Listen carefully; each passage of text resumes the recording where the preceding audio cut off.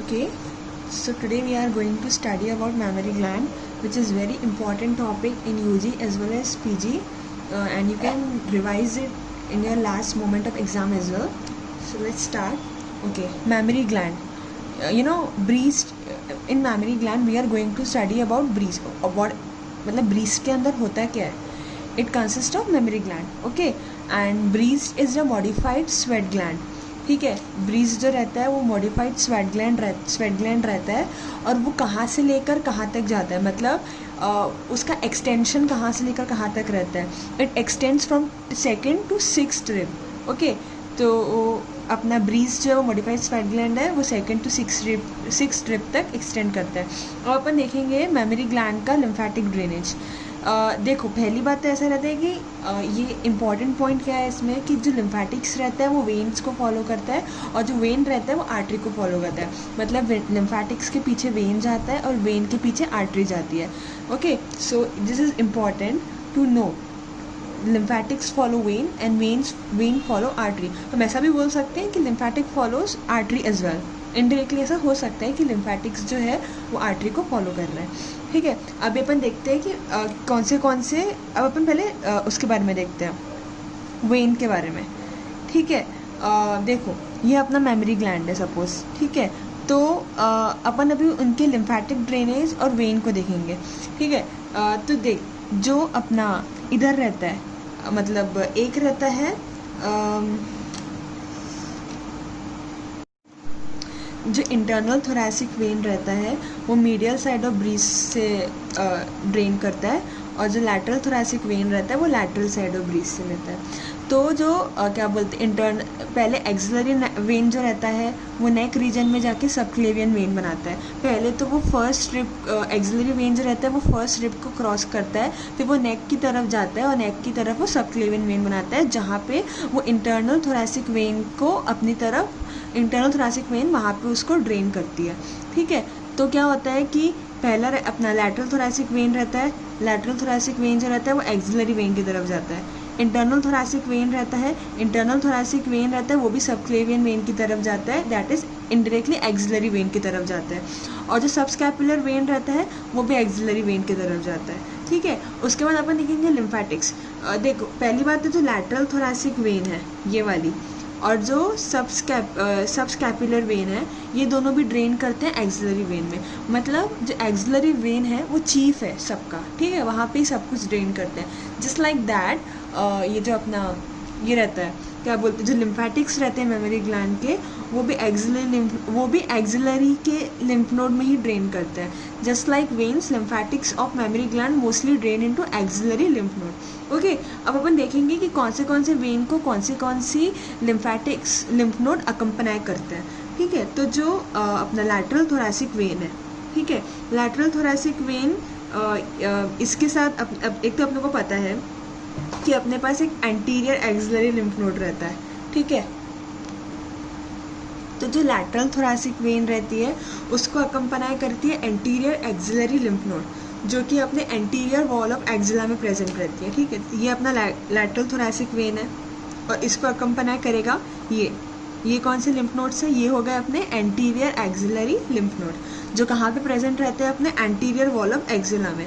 ठीक है, on the और कहाँ पे रहता है, ऑन द पेक्टोरल मसल में रहते हैं. ठीक है, अब अपना देखेंगे अपन लैटरल एक्सिलरी लिम्फ नोड. जो लैटरल एक्सिलरी लिम्फ नोड रहते हैं वो फॉलो करते हैं एक्सिलरी वेन ऑफ एक्सिला को. ठीक है, एंड और कहाँ पे प्रेजेंट रहते हैं वो लैटरल साइड में प्रेजेंट रहेंगे, तो यूमेरस के साइड में प्रेजेंट रहेंगे. ठीक है, मीडियल अपना मीडियली कौन सा रहता है, एंटीरियर वॉल ऑफ एक्सिला में एंटीरियर एक्सिलरी लिम्फ नोड रहते हैं. लैटरल में कौन सा रहता है, यूमेरस के साइड में वहाँ पे रहता है अपना लैटरल एक्सिलरी लिम्फ नोड. और क्योंकि वो यूमेरस के साइड में रहते हैं इसलिए अपन उसको यूमेरल एक्सिलरी लिम्फ नोड्स भी बोलते हैं. ठीक है, तो ये अपना यूमेरल लिम्फ नोड हो गया.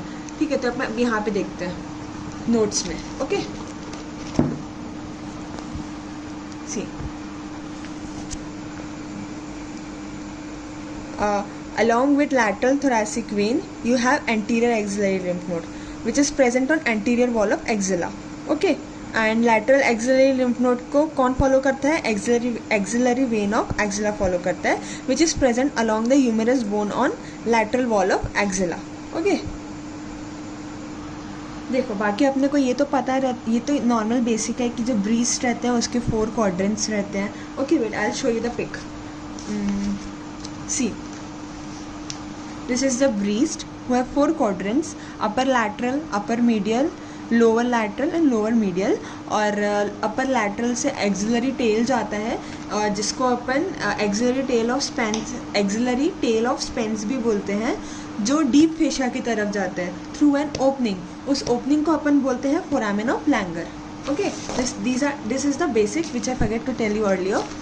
And now we will study further.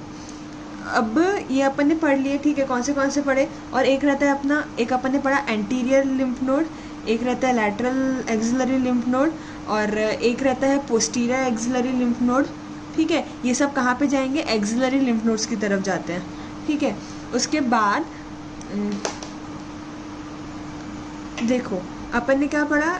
अब जो ये तीनों हैं दैट इज एंटीरियर एक्सिलरी. देखो ये अपना कौन सा है? ये एंटीरियर एक्सिलरी लिम्फ नोड.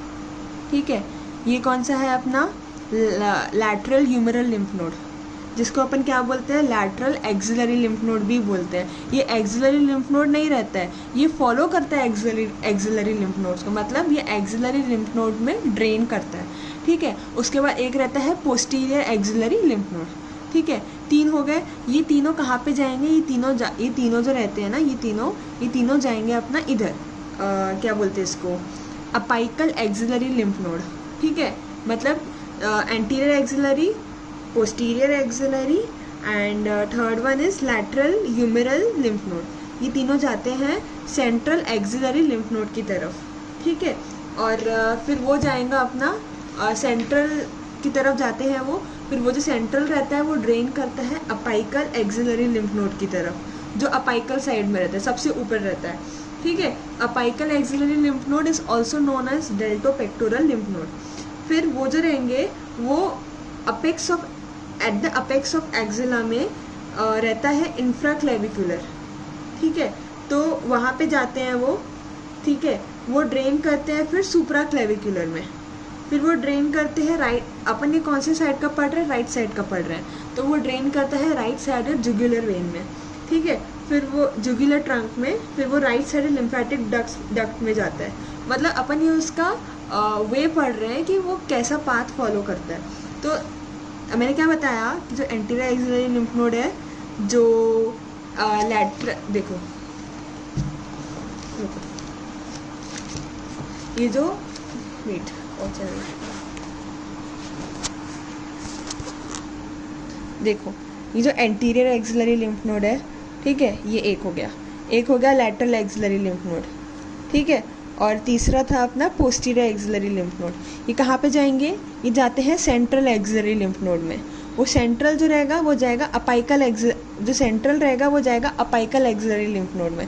ठीक है, जिस drains to central axillary lymph node वो जाएगा अपाइकल में. अपाइकल जो रहेगा वो फिर इंफ्राक्लेविकुलर जाएगा, क्लेविकल के नीचे. फिर वो सुप्रा क्लेविकुलर, क्लेविकल के ऊपर. ठीक है, फिर वो जाएगा सुप्रा क्लेविकुलर, क्लेविकल के ऊपर. फिर वो ड्रेन करेगा राइट साइड जुगुलर ट्रंक में, नेक के साइड में. फिर वो ऊपर की तरफ जाके राइट लिम्फेटिक डक्ट्स में जाएगा. ठीक है, फिर वहाँ से वो क्या बोलते हैं सबक्लेवियन, क्या बोलते हैं राइट वेनस एंगल में जाके ड्रेन कर देगा वो. तो वो सुप्रा क्लेविकुलर से वो ड्रेन करेगा राइट साइड जुगुलर ट्रंक में. वहाँ से वो ड्रेन करेगा अपना इधर राइट लिम्फेटिक डक्ट में. ठीक है, जो राइट लिम्फेटिक डक्ट है वो किधर प्रेजेंट रहता है? वो राइट वीनस एंगल में प्रेजेंट रहता है, जिसको अपन जुगुलो सबक्लेवियन वीनस एंगल भी बोलते हैं. वो कहाँ पे प्रेजेंट रहता है? At the junction of internal jugular vein and subclavian vein, वहाँ पे ड्रेन करेगा. ये इसका पाथ हो गया. रुको मैं आपको अच्छे से इसका पिक्चर दिखा देती हूँ.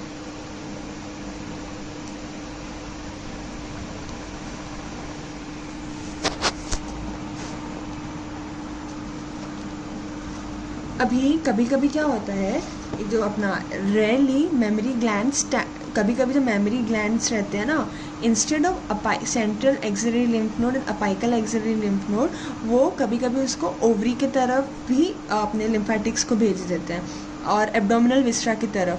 Okay, and rarely mammary glands sending lymphatics towards the ovary or abdominal viscera, and it goes towards ovary or abdominal viscera not suddenly or ऐसे ऑल ऑफ द सडन उठ के चलेगा, ऐसा नहीं होता है. ठीक है, it goes along special path along lymphatics. ठीक है, उसको अपन रेट्रो कोर्स बोलते हैं. मतलब नॉर्मली वो ऊपर की तरफ जाते हैं, राइट. सेंट्रल अपाइकल, फिर अपाइकल, फिर सुप्रा इंफ्रा क्लेविकुलर, फिर सुप्रा क्लेविकुलर, फिर सुप्रा क्लेविकुलर से वो जाएंगे राइट जुगुलर ट्रंक में, वहाँ से वो जाएंगे राइट लिम्फेटिक्स में.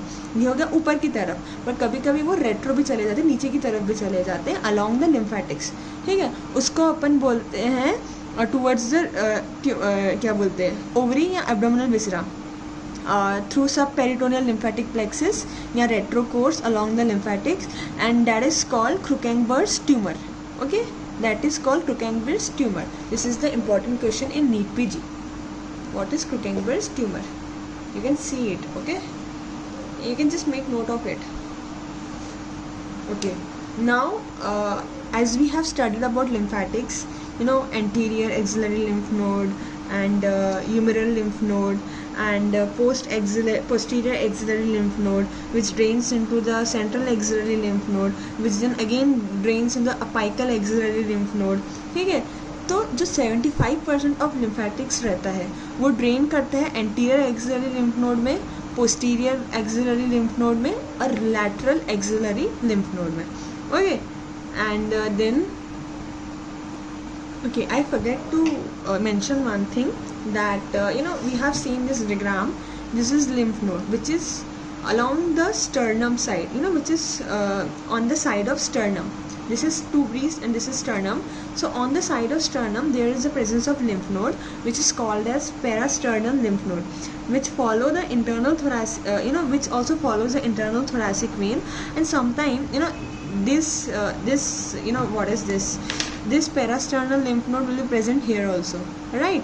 So sometimes there are chances that if cancer happens on this side of parasternal lymph node, it may spread through this side, it may spread the midline and cancer can happen here as well. Okay, and if this chances of spreading is very rare, but it may happen, and this may create some metastatic problem, but this happens very rare.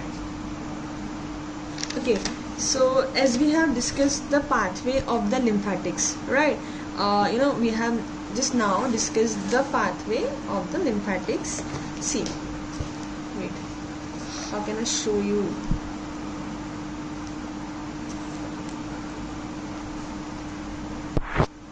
Okay, see, what we have studied till we have taken the example of right sided pathway of lymphatics along of breast. Okay, so what happens on the right side of breast, and what is the situation of lymphatics there? From anterior axillary lymph node it goes anterior axillary lymph node, posterior axillary lymph node, and lateral axillary lymph node drains into central axillary lymph node, which drains into apical axillary lymph node, which drains infraclavicular, then supraclavicular, then right sided jugular trunk, and then right sided lymphatic duct. Okay, this is the right side, but in left side there is no lymphatic duct. Okay, there you have thoracic duct, while all the pathways same. Like see, from left sided anterior axillary lymph node, and from left sided lateral axillary lymph node, from left sided posterior axillary lymph node, it drains into this central axillary lymph node of left side, then central apical lymph node of left side, and then infraclavicular, supraclavicular of left side, then left sided jugular trunk. But then it doesn't drain into right lymphatic duct, but it drains into left sided thoracic duct, because on left side there is absence of lymphatic duct. Left side lymphatic duct is not present, instead there is thoracic duct present. Okay, now there are lymphatic vessels, deep and superficial, and deep lymphatic vessel it covers nipple, areola and parenchyma of breast, whereas superficial it covers the skin over the breast. Okay, and but sometimes what happen due to the blockage of the superficial lymphatic vessels, ठीक है, subdermal lymphatic vessels, and why this blockage happen? This may happen because of the cancer cells moving into lymphatics. Okay, this creates a problem which is called PUD orange. Okay, which is a classic sign of carcinoma breast. And what happens, there is blockage of this superficial lymphatic vessels or subdermal lymphatic vessels, and there occurs edema of skin, lymphatic edema with pitting in the skin, which deepens the sweat gland. Okay, I'll show you the picture. See, wait, this is the picture. There is pitting kind of. Okay, ऐसे गड्ढे गड्ढे गड्ढे गड्ढे गड्ढे हो जाते हैं. Okay, now what is platysma? Platysma is a subcutaneous muscle and it is from neck. वो नेक का मसल रहता है, ठीक है. मतलब देखो, उसका ओरिजिन कहाँ से होता है अपना. Suppose this is our neck, right, and उसके नीचे अपने को पता है इधर साइड में अपना पेक्टोरल मसल रहता है, राइट. सो वो इधर से जाता है, ठीक है. इधर ये अपना नेक हो गया, तो इधर से दिस इज़ द पेन, और ये मतलब ऐसे दिखा रहा है कि वो इसका इंसर्शन किधर रहता है. अपना होगा इंसर्शन नीचे की तरफ होगा इसका, राइट. तो उसका इंसर्शन रहता है अपना बेस ऑफ ओरिजिन इसका नीचे की तरफ होगा, सॉरी. सो ओरिजिन इसका रहेगा नीचे की तरफ. अपना नीचे की तरफ एंटीरियरली क्या रहता है? Pectoralis major. So deep fascia pectoralis major से इसका ओरिजिन होता है. तो ये अपना नेक है, एक साइड बता रही हूँ मैं, ठीक है. तो वो नेक को क्रॉस करेगा, फिर वो अपना मुंह जो रहता है ना, ये अपना मुंह रहेगा, तो अपना ये इधर नेक इधर आके इंसर्ट होगा. ये अपना नेक है, ये अपना मुंह है, नीचे वाला जॉ लाइन, तो इधर आके वो इंसर्ट होता है इधर, ठीक है. ऐसे आया, ये अपना neck. Okay, can you imagine this? You can Google it. Okay, so origin is deep facial pectoralis major, insertion is base of mandible, mandible हो गया अपना base of mandible, and इधर posterior part of face में भी जाता है वो, and it is supplied by facial nerve, and it protects the external jugular vein जो उसके अंदर protected रहता है, ठीक है. नाउ सी, अपन ने क्या पढ़ा कि जो ब्रीस्ट रहता है वो मॉडिफाइड स्वेट ग्लैंड रहता है, बट एरियोला जो रहता है वो रिच रहता है सेबेशियस ग्लैंड में, और जो एरियोला रहता है वो एनलार्ज हो जाता है ड्यूरिंग प्रेगनेंसी. उसको अपन बोलते हैं tubercle of Montgomery. Okay, and areola is rich in modified sweat gland, but it also contains it is a modified rich in modified sebaceous gland. It is modified sebaceous gland, and it contains sweat gland, accessory mammary gland as well. Okay, but it is rich in sebaceous gland. Now development of breast. देखो breast का development जो रहता है ना, वो इस देखो, I'll show you. This is the mammary line. Okay, this is a mammary line, जिसको अपन बोलते हैं mammary line या mammary ridge या line of Schultz. Okay, and क्या होता है, ये डेवलप होता है during the 4th week of intrauterine life. फिर ये जैसे फिर ना ये कन्वर्ट होता है मेमोरी पिट में, ठीक है, और धीरे धीरे ये सब डिसअपियर होते जाते हैं और सिर्फ इस एरिया में रहता है, ब्रीस्ट वाले एरिया में बच जाता है, और मेमोरी पिट जो रहता है वो कन्वर्ट हो जाता है अपना निप्पल में. ओके, निप्पल में कन्वर्ट हो जाता है. और क्या बोलते हैं उसको, ये नॉर्मली इसका प्रोसीजर रहता है. पहले जो मेमोरी पिट रहता है वो सॉलिड रहता है, बट बाद में वो कैनलाइज हो जाता है, ठीक है. तो और ये जो दिखा रहे हैं ना, ये एसेसरी पोजीशन ऑफ निपल्स दिखा रहे हैं, ठीक है. This is the which is along the milk line. Okay, and ये हो गया अपना डेवलपमेंट. उसके बाद रहता है ग्रोथ ऑफ मेमोरी ग्लैंड जो रहती है वो ड्यू टू ईस्ट्रोजन के कारण होता है. एंड जो मेमोरी ग्लैंड रहता है वो एक्टोडर्मल रहता है, पर जो उसका स्ट्रोमा रहता है वो मीजोडर्मल रहता है. ओके, अभी रुको, इसका मैं तुमको notes, you can copy it down.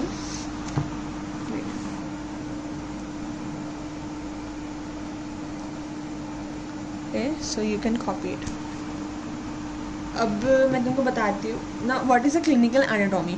अब जो ब्रीस्ट का इंसिजन रहता है ना, वो जैसे सपोज एब्सिस हुआ, सपोज एब्सिस हुआ, सो जो एब्सिस होता है ब्रीस्ट में, तो उसका इंसिजन जो रहता है यूजुअली रेडियली किया जाता है। ब्रीस्ट का इंसिजन ड्यूरिंग एब्सिस रेडियली क्यों किया जाता है? To avoid the cutting of lactiferous duct. Okay, देखो ये अपना ये पोर्शन हो गया, सपोज, रुको मैं आपको दिखाती हूँ रेडियली मतलब कैसे होता है।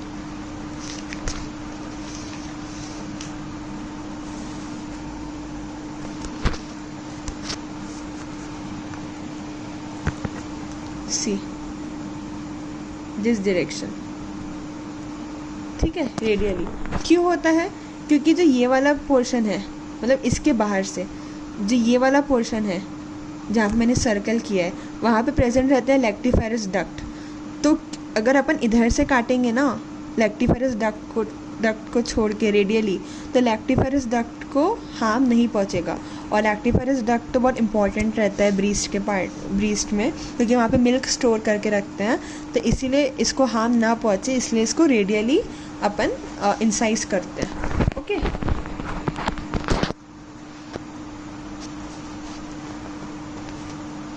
एंड उसके बाद ये कुछ कूपर्स लिगामेंट रहता है, कूपर्स लिगामेंट या suspensory ligament. See this is Cooper's ligament and suspensory ligament, और सस्पेंसरी लिगामेंट भी बोलते हैं, ठीक है। अब इसका क्या यूज़ है? तो ये जो लिगामेंट है ये कनेक्टिव टिश्यू रहता है, जो ब्रीस्ट, जो कूपर्स लिगामेंट है वो कनेक्टिव टिश्यू रहता है जो मेंटेन करता है shape, structure and integrity of our breast. Okay, उसके बाद अभी कभी क्या होता है, रिट्रैक्शन ऑफ स्किन। दो टाइप के रिट्रैक्शन होते हैं, या तो ब्रीस्ट के स्किन का रिट्रैक्शन होगा, या तो रिट्रैक्शन ऑफ निपल होगा। अगर रिट्रैक्शन ऑफ स्किन होता है so that is due to cancer cells in suspensory ligament. जब अपने अभी पढ़ा कूपर्स लिगामेंट जो रहता है, अगर वहाँ पे कैंसरस सेल आ जाते हैं तो वो रिट्रैक्शन करता है स्किन का, तो ब्रीस्ट के स्किन का, तो वो